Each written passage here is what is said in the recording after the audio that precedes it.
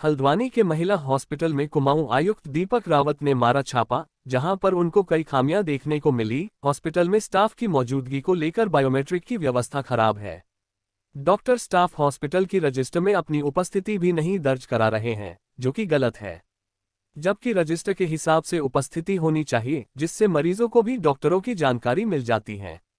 वहीं उन्होंने कहा कि मरीजों को दवाएं बाहर के लिए लिखी जा रही हैं, जबकि सरकारी हॉस्पिटल में जन औषधि केंद्र बनाए गए हैं, जहां पर बहुत इमरजेंसी दवाइयों को छोड़कर सामान्य बीमारियों की दवा जन औषधि केंद्र से ही दिए जाने का प्रावधान है, लेकिन बाहर से दवाएं को लिखी जा रही हैं।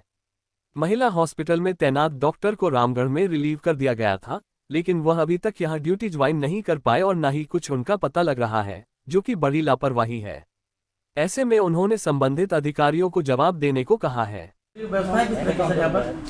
देखिए, माननीय मुख्यमंत्री जी ने निर्देश दिए हैं समय समय पे हमारे डीएम्स, एसडीएम्स और कमिश्नर भी औचक निरीक्षण करें और ये देखें कि जिनको काम करना है वो आ रहे हैं या नहीं आ रहे हैं। बहुत पहले ही बायोमेट्रिक व्यवस्था के ऑर्डर्स भी हो गए थे, तो आज महिला अस्पताल में देखने आया हूँ तो बायोमेट्रिक मशीन तो यहाँ पे काम नहीं कर रही है।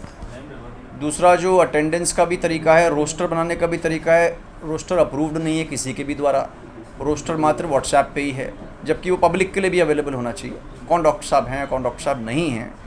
और ये जो एक तरह से एनोमली है और भी जगह चल रही है। कल द्वाराहाट के इंस्पेक्शन में भी, इंस्पेक्शन तो नहीं, एक शिकायत पे मुझे पता चला कि वहाँ पे रोस्टर इस प्रकार से बनाए जा रहे हैं कि एक डॉक्टर साहब मात्र 6-7 दिन की ही ड्यूटी कर रहे हैं महीने में, और बाकी दिन या तो वो अस्पताल में नहीं है या कहीं और है। ये एक गलत तरीका है और इससे पब्लिक को जो सुविधा मिलनी चाहिए वो नहीं मिल पा रही है। तो उसमें भी मैंने डीएम अल्मोड़ा साहब से एक इंक्वायरी करवाई है कि पता लगाएं कि कौन कब से कितने दिन के लिए एब्सेंट था और बायोमेट्रिक व्यवस्था दोबारा सुचारू वहाँ पे कराई जाए, उसके अनुसार ही सैलरी भी दी जाए।